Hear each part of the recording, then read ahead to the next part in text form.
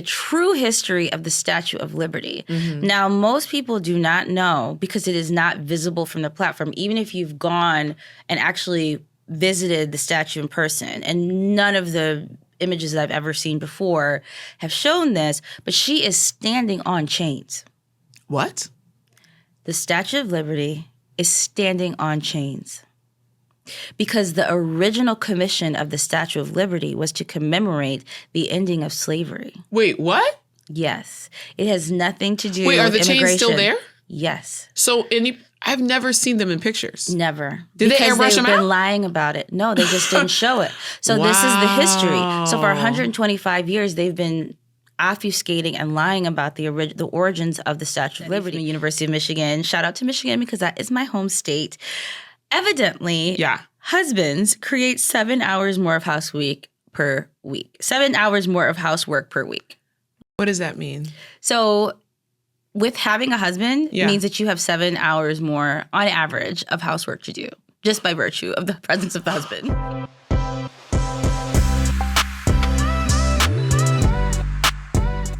Hi. Hi. How are you? I'm doing wonderfully, considering all things. How are you doing? I am doing really well.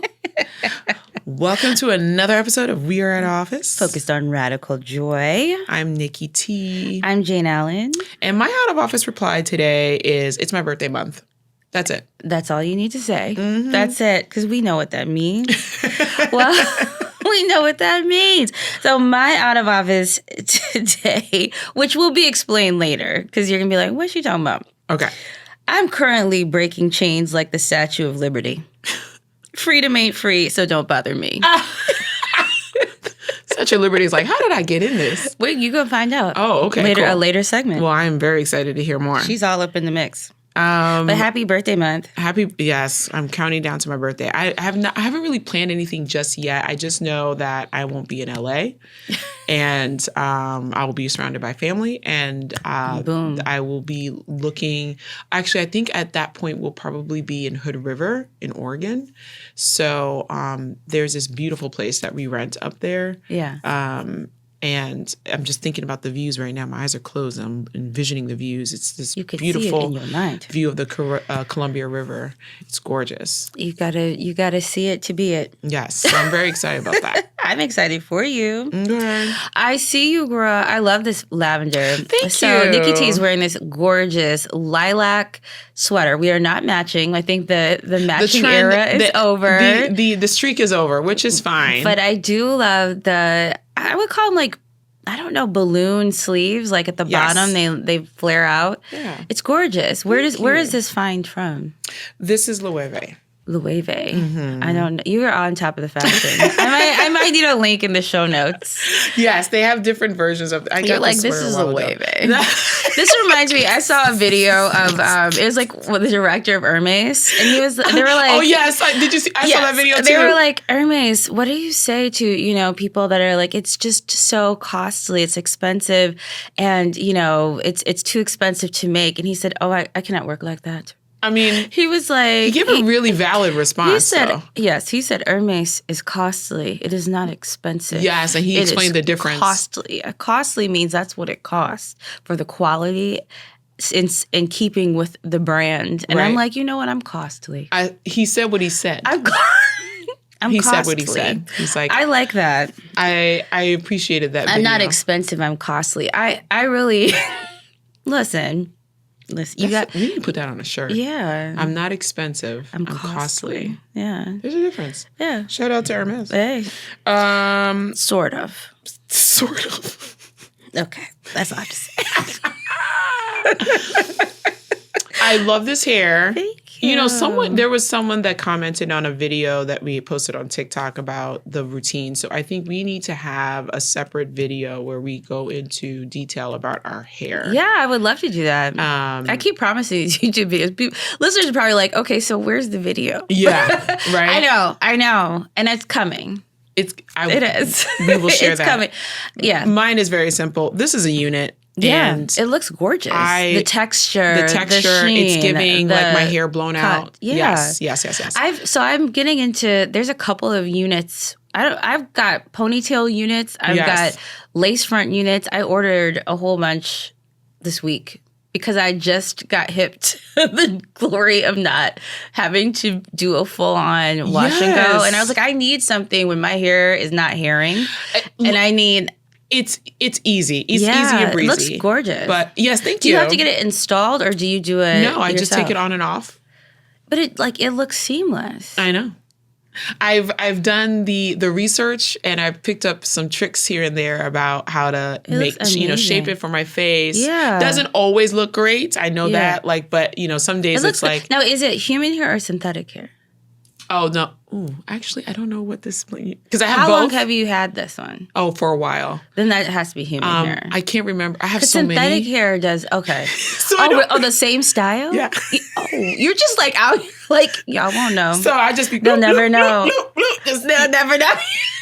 No one will ever know. They'll never know. Because that my hair has gone through some things, but it's finally getting back to its glory, and I'm very proud of it. I think next time when I get my hair washed, I'm going to take a picture of it, so I'm going to share it with y'all because this is a community. We sisters here. There's no gatekeeping Share the here. love. Okay? Share that love. And so I want to show. I wish I had a before, but my hair was very. I was going through some things, but anyways, now it's healthy, it's full, it's thick, it's getting some definition, and having my hair covered allows my hair to rest and grow. And I like that it's not sewn in because then my hair can breathe, right? And you can get to my scalp and nourish your scalp. That's for all of the things that I've seen for hair growth. It has so much to do with how you're treating your scalp and how you're nourishing it, oils, moisture, and also, giving your hair rest. So, and then I think also keeping your head warm. There's something to it. Yes. There's something to it. I agree because me wearing these units have allowed, like I said, my hair is night and day. It's long now too. It's like down to... like here, what do you go, like bra strap length? Armpit length. Armpit length. Thank you. Yeah. It's armpit length. I know all the lengths, girl, all the measurements. Yes. It's armpit length, but like right now I'm really focused on making sure it's thick, right? So, who is calling you on this? That was Ledoux. Okay, so Ledoux, let me say something. I'm like, you better...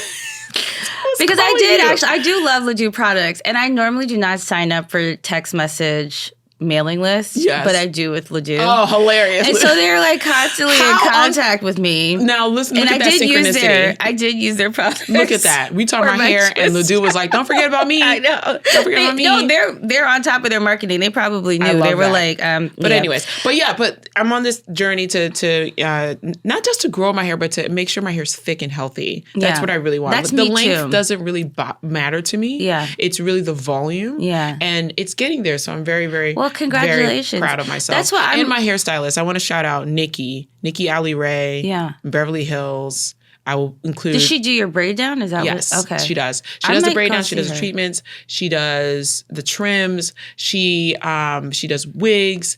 I might need to go see her. She's great. Nikki's awesome. Okay. So. I love that. Well, yeah, our hair is sort of, I look at it as a garden. I'm a gardener on top of my head.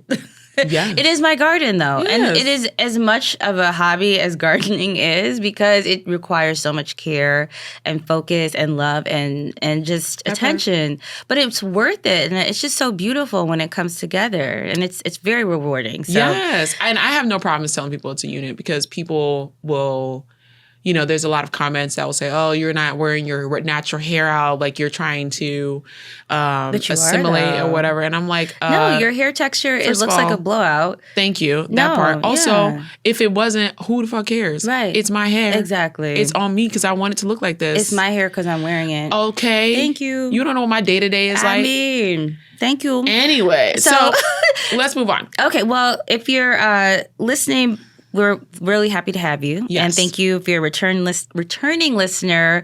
Welcome back. And also, as Nikki T just said, if you have questions, we do have TikTok and we will be launching Instagram very soon. But for now, you can either email us. The email address is in the show notes or leave a comment on TikTok because we want your questions so that we can answer them because we are adding a new segment. Yes, because like I said, the young lady that reached out and said, I would love to know about the hair routines. I was like, stay tuned. We'll be able to touch on that. So we want to hear from you guys. Again, that might be a what it do. What it do. It's a community. We want to hear from y'all. So come through. So, okay, let's get into I See You Girl. I See You Girl. Shout out to Meghan, Duchess of Sussex. Her show, With Love, Meghan, debuted this week. It also already got renewed for season 2, and I am here for it. Okay, that's amazing. I watched like 6 episodes last night. It is like, the Barefoot Contessa could never. Like, well, the Barefoot Contessa is not actually a Contessa we have an actual Duchess. Garden, thank you for your services. Meghan's a Duchess. Martha Stewart, thank you for your services. In comes Meghan. And there's a lot of hate. Mm-hmm. There's a lot of hate. I saw that. The Brits, this needs to be studied. The fact that the way that they have her on their minds needs to be studied. It's an obsession. It's sick.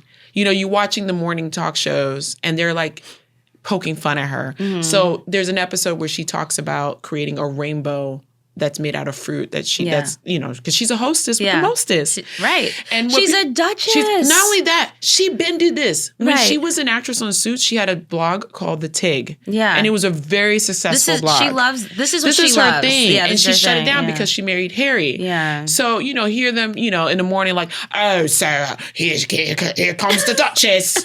She has a new show on Netflix. Look at my rainbow fruits of peeled bananas and oranges and cornflakes. Sir. No, literally, that's what they did. Your voices and imitations and accents are so clutch. It's ridiculous. Oh, how dare she name the show after her? Meghan with love. Couldn't she find another name? How dare she? Couldn't it just be? Y'all are so mad that after all the shit that y'all put her through, that she is thriving. Mm-hmm. Her skin is clear. Her hair is long and healthy. She's drinking her water from her stream. She's hanging out with her friends and homies. She's using her honey from her bees. The view in her backyard is stunning. If that's really her house, y'all are mad that she's thriving. She's not surviving. She's like, thriving. You can't come to my house. You can come to my other house. Pretty much. But that's okay. But listen, Meghan, if you ever hear this, I just want you to know that in the words of the one and only Kimberly Denise Jones, a.k.a. Lil' Kim, if I was you, I would hate me too. They can't help it. They can't help it. They can't help it. They can't. So, are y'all okay? It's so weird. And also, final point, I feel like a lot of the women that have been commenting on why they don't like, y'all are really upset because she is married to a man that established boundaries. Mm-hmm. Okay? Mm-hmm. When his family disrespected her, he said, not on my watch. She took a page out of a Yana Van Zandt and he stood up. Mm-hmm. Most of your men won't even claim you. Ooh. That's why you're upset. Well.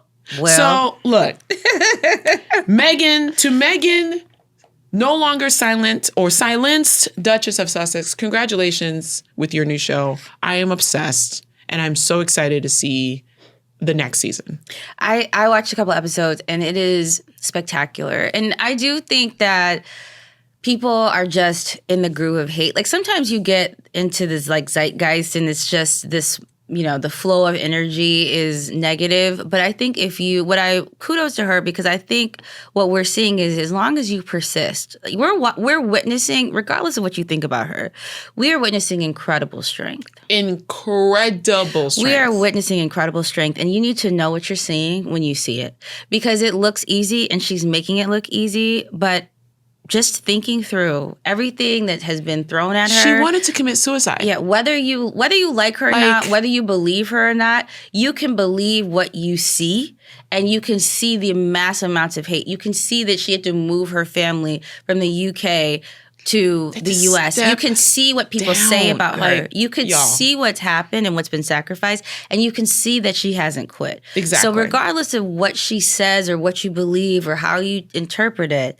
you can see with your own eyes and what you are seeing. is incredible strength.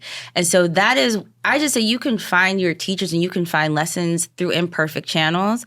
And I don't think she's perfect. And I she doesn't need to be. And she doesn't need to be. So and I think people have these expectations. Like I read some of the reviews for her show, which almost made me not watch it. And I was like, they're all negative. Like, oh, this is missing something. This is not whatever.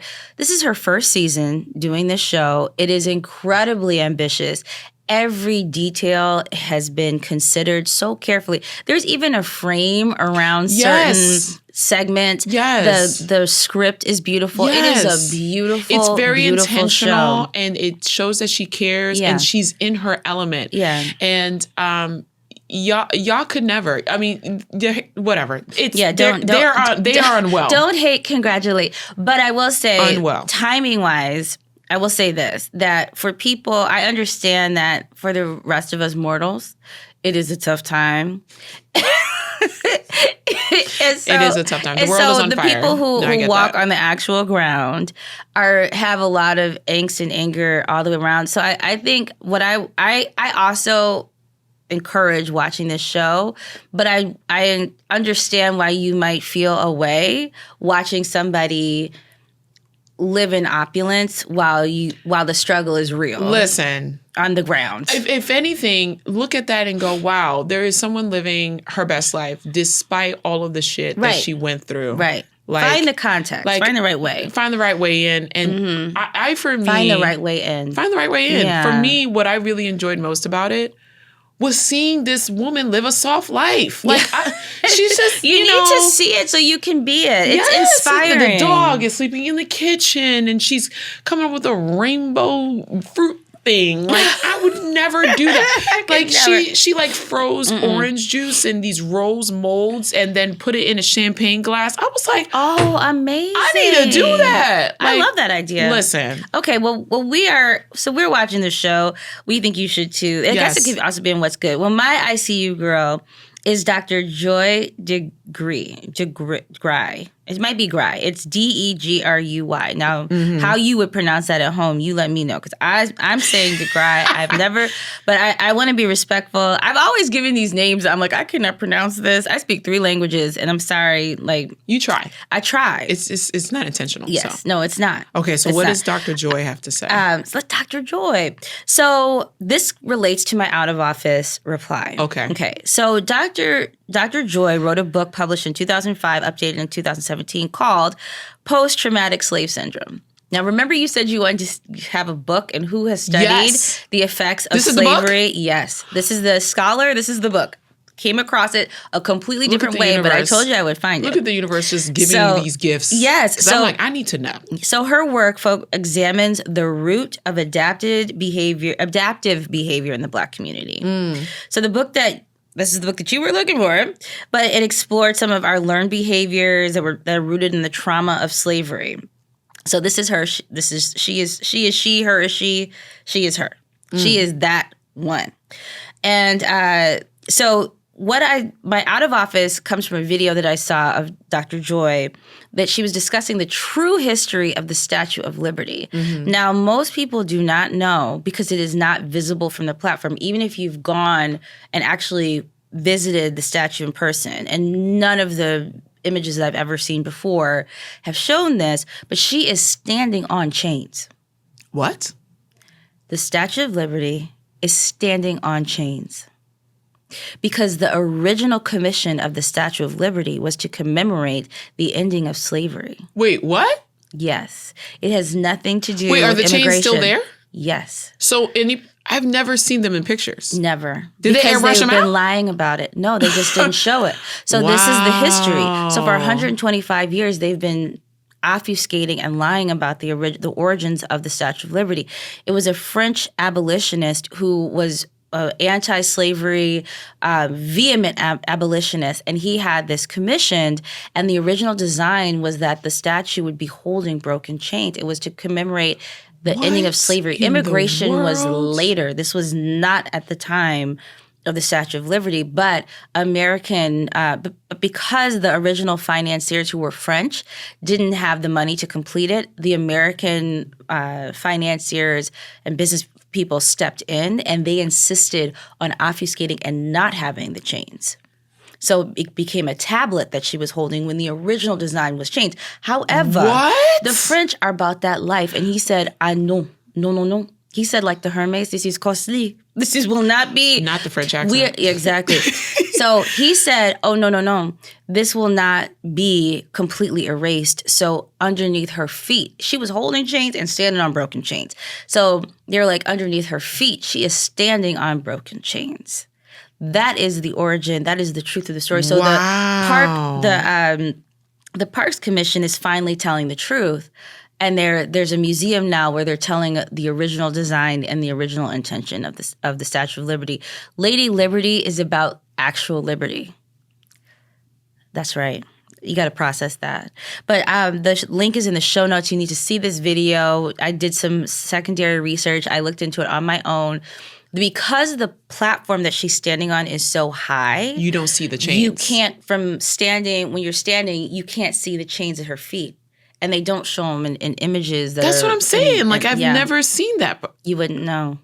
But it's there. So it has to be known. Because the truth shall set you free, literally and figuratively. Well, thank you, Dr. Joy. And I will just say a little bit of background about Dr. Joy. You should know this. She holds a Bachelor of Science in Communication, a master's degree in social work, a master's degree in clinical psychology, and a PhD in social work. Wow. So I'm going to check out her book, Post-Traumatic. She discusses post-traumatic slave syndrome, and that is the name of her book. And it is a concept. She teaches classes, and she dives into what we've been talking about. Her website literally says, "Let the healing begin," and the healing starts with the truth and understanding where some of these beliefs and some of these actions and behaviors, where they come from, what they're rooted in. Yes, so we can move on. But we need to look back, and she is helping us do that. So thank you, Dr. Joy, for telling the truth, for helping us to see the truth, and thanks to the Park Service for finally telling the truth after 125 years. I mean, look, I'm going to say it's a little late. You late, but that's okay. Better late than never. Better late than never. That is unreal. Wow. Yeah. Okay. Well, Jesus take the wheel this week. I mean, we might as well keep the vibe going. I mean, I don't have one, but I have one. I just don't want to talk about it. Because a certain rocket was launched that fell apart for the second time. You're like, and the debris is now falling, or has already fallen, somewhere over the Caribbean. And this is the rocket that's supposed to take us to Mars. Well, no, I'm sorry. This is not the rocket that's supposed to take us to Mars. It's the rocket that's supposed to take them to Mars. Because us, me inclusive, does not exist. I am not going to Mars. I'm going to Hawaii. You can go to Mars. If anybody I would say if you want to go to Mars, you should go. Exactly the people that want to go to Mars are the people that should go. This man is just blowing money. No, go. No, I think that's perfect. I think it's a great idea. If you want to go to Mars and that's what is in your head, like the Earth is not sufficient for you, you don't like Tahiti, you don't like Hawaii, you don't like Bora Bora. You don't like Valle de Guadalupe. Okay, that's fine. I will happily, you don't like Mauritius. I will hang in that hammock over the ocean. Not a fan of the Seychelles? On your behalf. Yeah, okay, you don't like it? That's great. You don't like coconuts? Go to Mars. Whatever's there, I'm sure it's fantastic. I'm sure it's great. I've seen the brochure. If you like it, I love it. For you. I'm not going to share this in the show notes because I don't want this vibe. There is a video of someone on a commercial like on a Delta flight. And they're seeing the rocket disintegrates. And they took a video of it. They were close. That's how close they were. Okay, moving on. If you trust that man to take you to a different planet, moving on. But that's my Jesus take the wheel. I'll be in Hawaii, so thank you. Like more hammocks for me. It's like, what is he Stop it, Nicole. Move on. Okay. Moving on. So this is the Consumer Products Report on the hair. I'm following this very, very closely about the braiding hair. Yes. So a lot of people now are diving into it. So Mara S. Campo, so she is an influencer who does a whole bunch of different styles, quick styles. She uses a lot of synthetic hair. She does these quick hair looks with like ponytails and all that.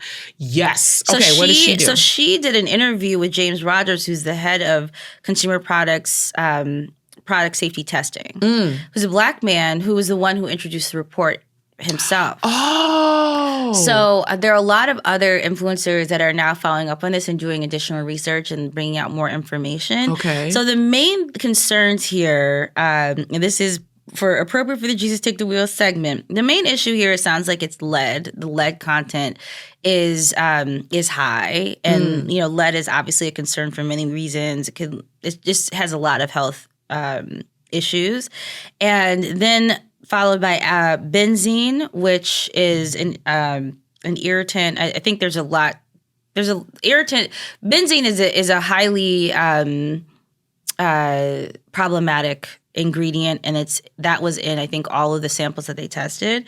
And then acetone, which we are exposed to acetone a lot with your nails. If you have an acetone sensitivity, that's something to be aware of. So the story continues to evolve. The good news is none of these companies that were tested are Black-owned companies, and there are some who have been mindful of this issue for a long time, evidently, and they have been testing their hair. So there are alternatives that exist that have already taken this safety factor and consideration into account. And so Mara has listed them, and I'll put the post that she made in her show notes, and also the YouTube interview that she did with James Rogers. Okay, cool. So it's not long, so it's something you watch if you want more information about this. For sure. And you are, I mean, I'm an aficionado. I am a fan of synthetic hair fibers. Yes. It opens a world of possibilities. Yes. And I would like to keep the Disneyland open. So there's more information to be available. You want options. And then I have one more that's really short. Oh, okay. So I saw another video that was referencing a study from the University of Michigan. Shout out to Michigan because that is my home state. Evidently, husbands create 7 hours more of housework per week. 7 hours more of housework per week. What does that mean? So with having a husband means that you have 7 hours more on average of housework to do, just by virtue of the presence of the husband. Because he don't be doing the dishes, girl. Well, my husband does the dishes. My partner does too, but I had to make him do that. No, Jackson actually gets mad when I do the dishes. I love that. He's like, because he has a very specific system of doing the dishes. And anytime someone tries to go, he's like, like he literally tells me, get out of the kitchen. Like he kicks me out. Well, the key is making sure that your partner, spouse, husband, whomever, your corresponding mate and companion does the high volume types of housework. So the study was saying that basically men typically do not do the housework that has a high repetition count. So like the daily chores. So washing the dishes, cooking the dinner, doing the laundry. They do the things that are like, they take the garbage out. They do things that happen once a week, but they don't do the things that happen once every day. So well, listen, I'm batting at what's the term? You're doing great. Well, I'm doing great. There we go. I was going to use a sports term. I was like, I don't know these sports terms. You just have to put your foot down and say what it's going to be. That's all. So what we not going to do? I know. This is how it's going to go. No, I love that. That is an interesting... How do you even find that out? My algorithms. No, like the study. Like why do they determine that? Yeah. I think that there's a whole movement and discussion around labor at home, and roles and all that, and uncompensated labor that's typically assigned to women, and then what that costs us and how to quantify that, because freedom ain't free. Freedom ain't free. Speaking of freedom, mind my black business. Minding my black business. Do you want to start off? I do, sure. So remember when I was talking about is it the Story Grid? This woman. Storygraph. Nadia. Yes. Nadia. So she taught herself. She went to a coding academy. Yeah.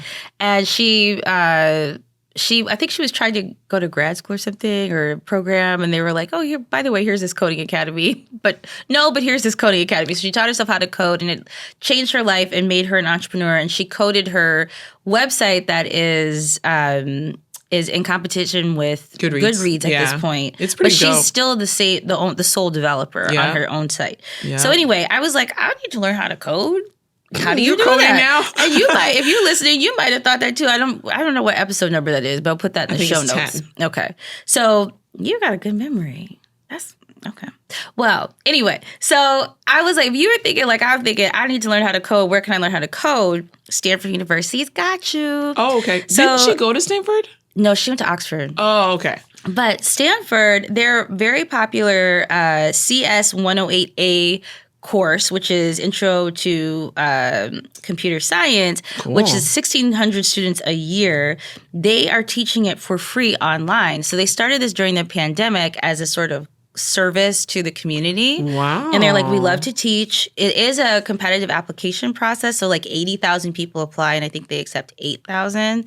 But it is a free program. They will teach you for 6 weeks. You will learn how to code. Wow. You will be able to develop a portfolio of coding of like projects within the 6 weeks. And I think they have 10 students per section. So they have lectures online. They have, lab or projects that you do on your own. Dope. And then you have a 10-student section that is taught by volunteer professors. Really, really cool. Yeah, it's an amazing program. So again, this is called Stanford University Code in Place.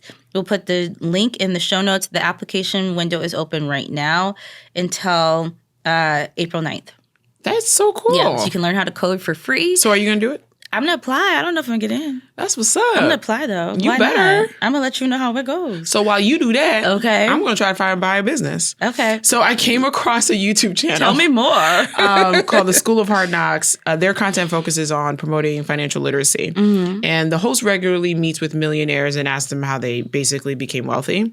And so he recently met with a man named Todd Johnson, a.k.a. TJ. Mm-hmm. And he's a black man in L.A., serial entrepreneur. He started off in tech services and bought a construction company, and now he has a supplement company.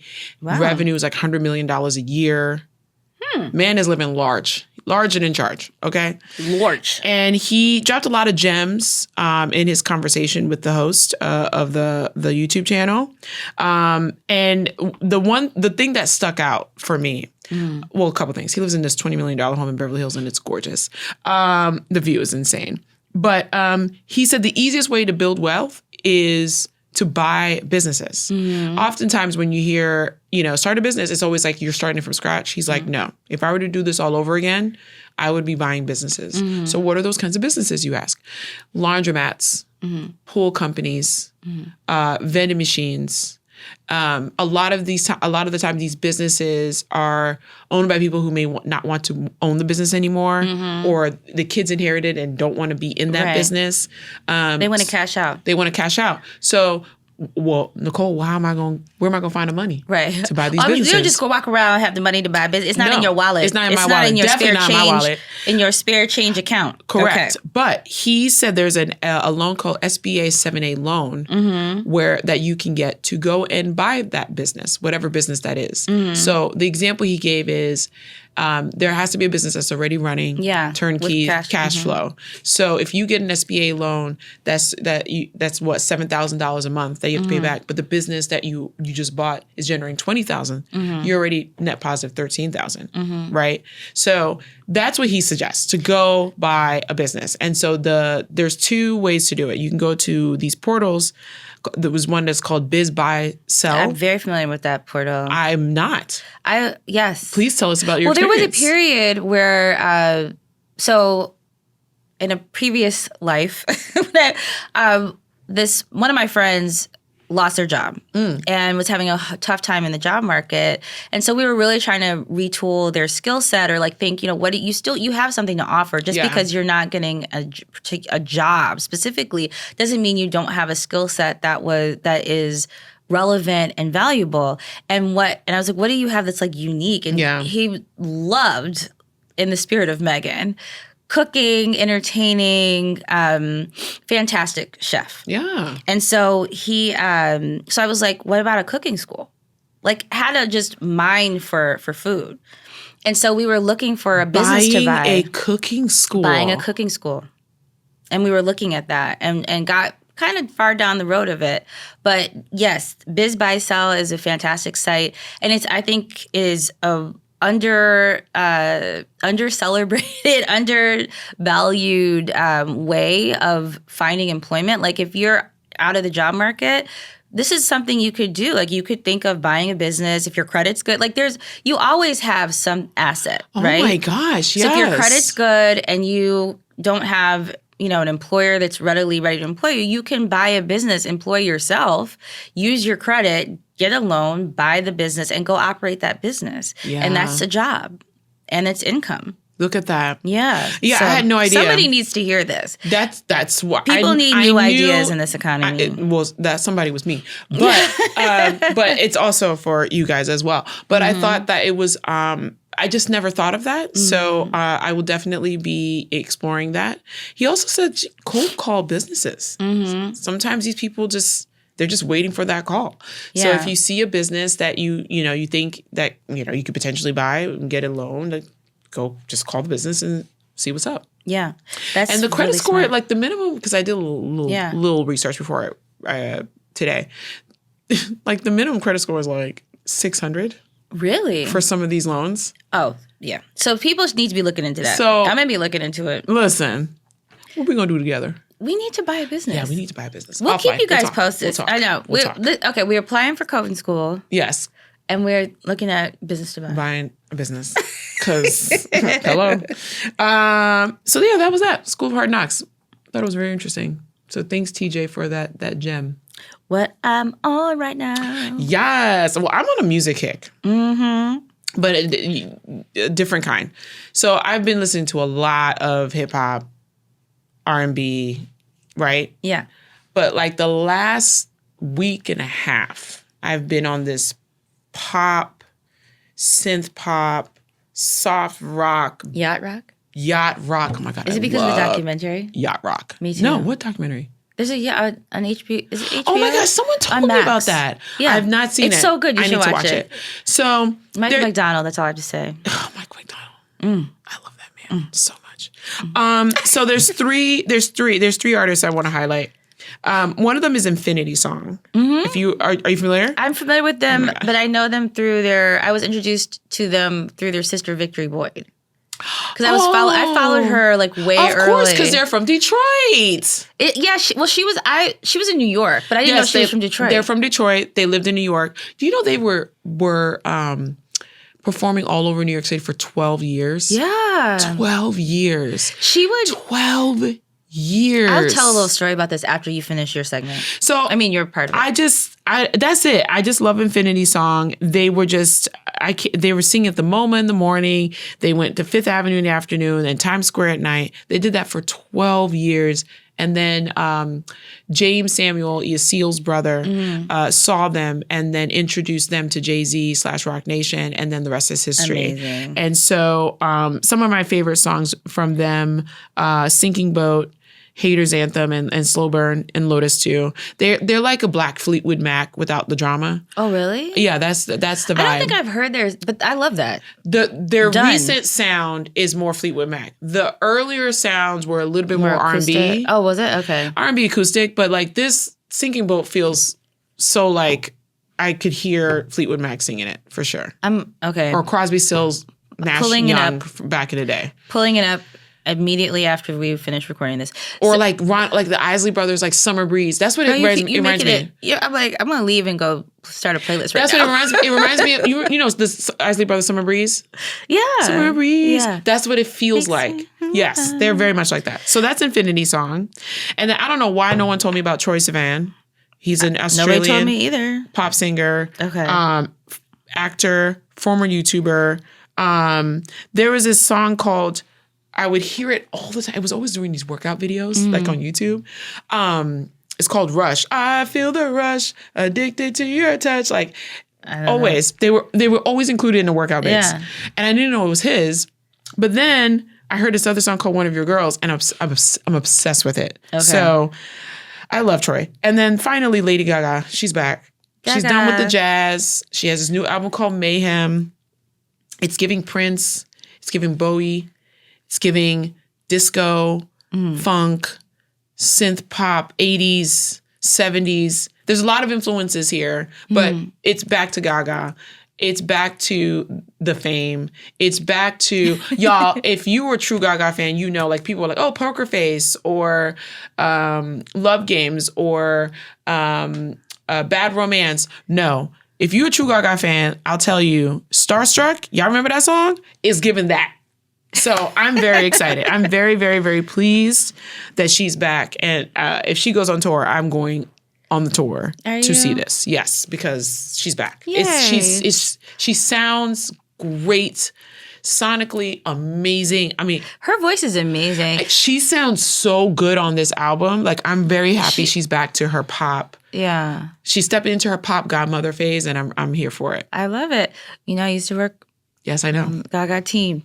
But the one thing that I think is really interesting is that part of, I think, her vocal texture. Yeah. I remember hearing her manager say that when they were thinking about hiring background singers, he got like really dope Black gospel singers, like strong voices of Black background singers, which helped her with her tonal quality. Oh, it explains a lot. Yeah, I hear it. So she's great. The way that she supported, and she's such a hard worker, like such a hard worker.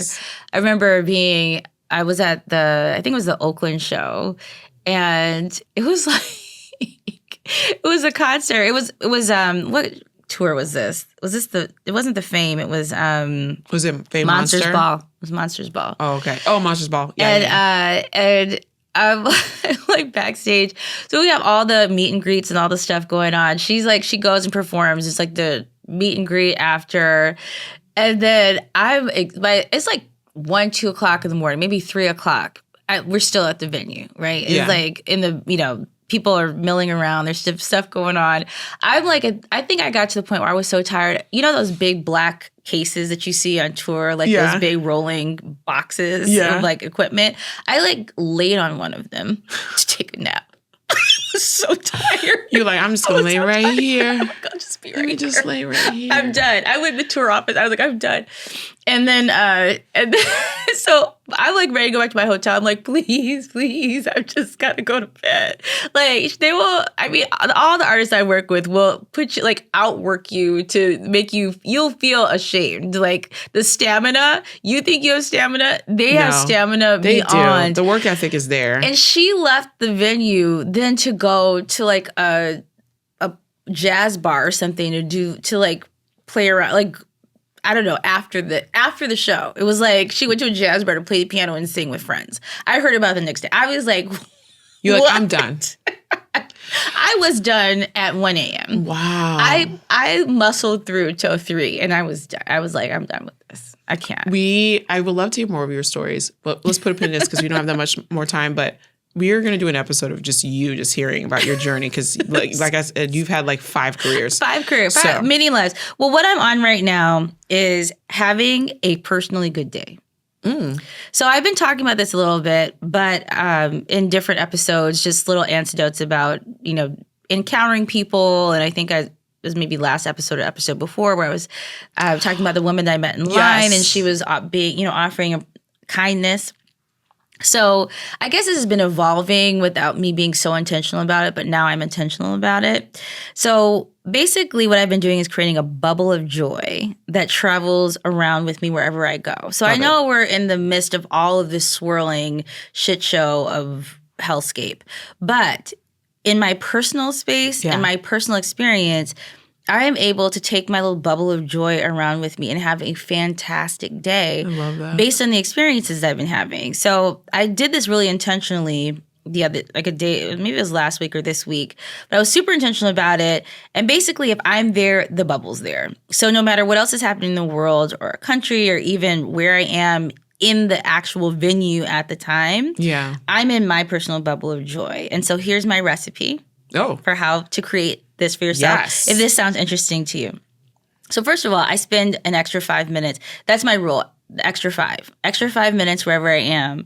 So if I have it, or $5 extra. So 5 extra minutes, it's the rule of 5. Mm-hmm. 5 extra minutes or $5 extra. So I let someone, if it's 5 extra minutes, I let someone go ahead of me in line wherever I am. I let them go ahead. I don't have to.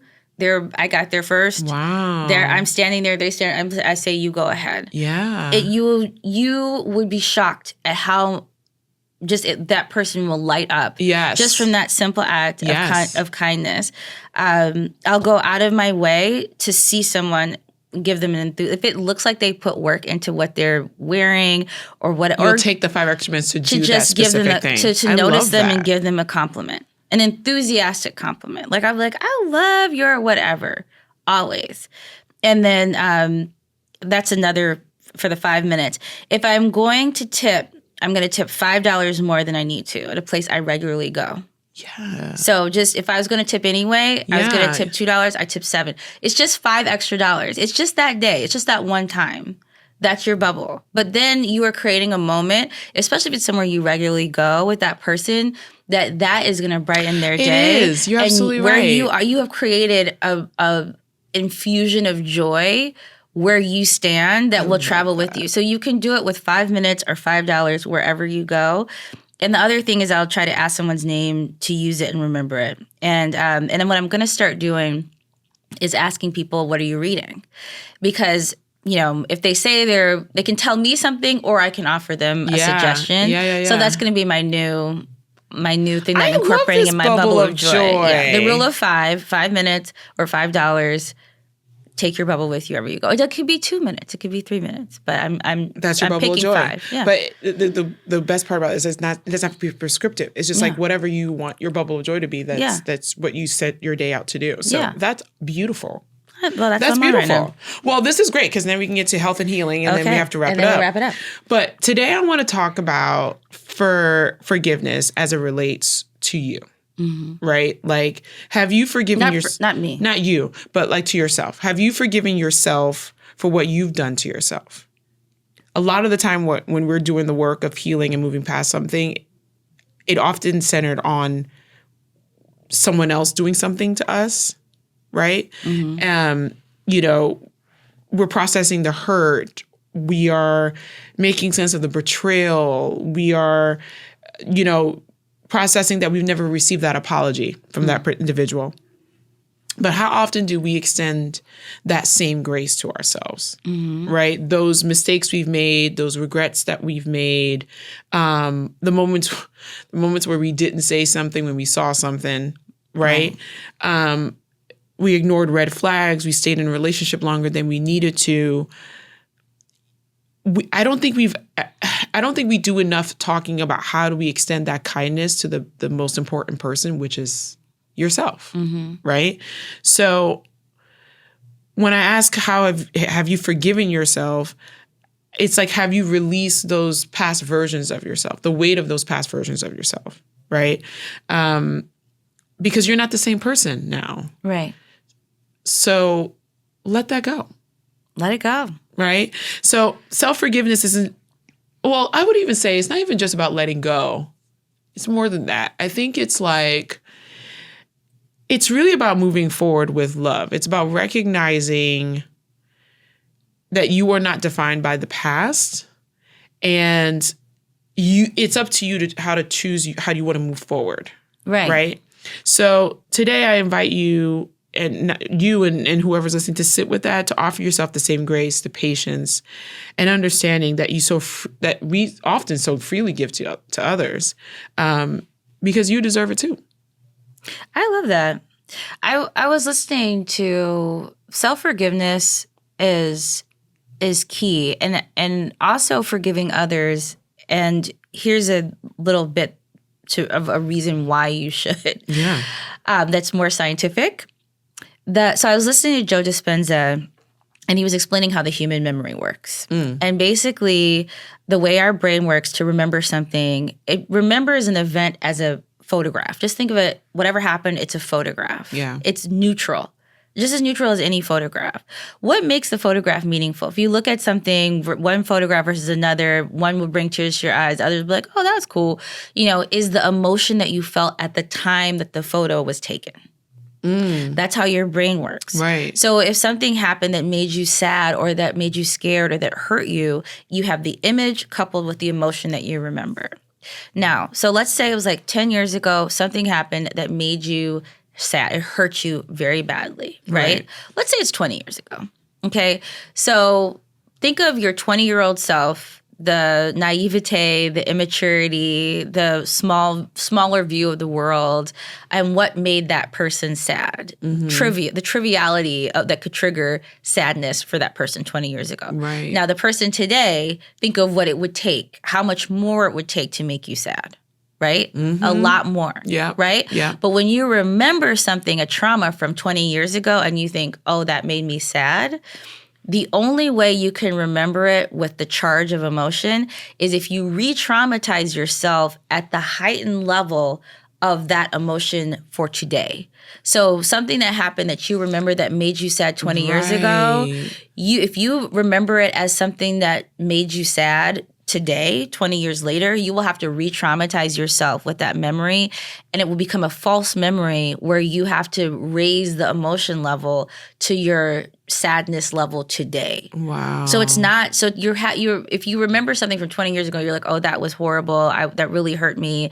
I'm still hurt about it. That means that you had to re-traumatize yourself with a new level of hurt because so what you amplified. You had to amplify it. You had to it's a false memory now. So it's not even it's the hurt is the pain is not. Yeah, what happened before? If you're remembering it as an emotion, like that person hurt me, and you're not recontextualizing it, like you know what? But when 20 years ago, the things that hurt me were actually like not the same level of what would hurt me today. I have to forgive that because that's just not first of all, the person I was 20 years ago doesn't exist. Right. Secondly, my standard for what would hurt me is so much higher now. I don't want to hold on to. So why would you hold on to that? Why would I re-traumatize myself with something that today wouldn't hurt me today? Word. It's like why continually make yourself re-traumatize yourself, basically. You have to release those things. You have to forgive them because that's the only choice you have. It does not exist anymore. That person you were that was hurt doesn't exist anymore. So the person to be hurt today and to carry that weight today means you had to create something new, and it's you doing it now, perpetuating it. It's not something that continually lingered. Wow. So that's his version of it. I think the book is Rewired, that his book where this comes from, but it was very meaningful and impactful. So wow. Okay. I'll look into that. Yeah. Well, thank you so much for that, Joe Dispenza. Well, we have to wrap it up. Yes. Final word. I saw this and I thought this was brilliant. You're not asking the wrong questions. You're asking the wrong person. Boom. I love that. Yep. You're not asking the wrong. Also from School of Hard Knocks. YouTube channel. There was another interview that he had. The lady said, you're not asking the wrong questions. You're asking the wrong person. You're asking the wrong person. Well, in keeping with Infinity Song and the Boyd family and Victory Boyd, my final word is quick story. She was telling the story of her album that came out, I think it came out in 2024, her most recent album. And she's, I think, the older sister of Infinity Song, Victory Boyd. But she was saying that she was singing legally in the subway system and wound up getting arrested. She was singing His Eyes on the Sparrow. Wow. And got arrested. And so when she was sitting in the cell where she got arrested for singing legally, but they arrested her. But she was saying that they can take my freedom, but they will not take my song. And she said the adversity that I went through has just made that she decided in that moment that she was going to create the best version of His Eyes on the Sparrow that has ever been done. Yes. And so she wound up doing that arrangement and putting it on her album. Oh, I love So that. I'm going to put that link in the show notes. I went to listen to it. I saw her tell the story first, and then I went to listen to the song. And it is beautiful. It is a beautiful arrangement. And if that adversity led to that beautiful art and that creation of something that could touch you, it's worth it. So my final word is, in the midst of adversity, what will your song be? Because it will be all right in the end. And if it's not all right, it's not the end. Amen. I love that.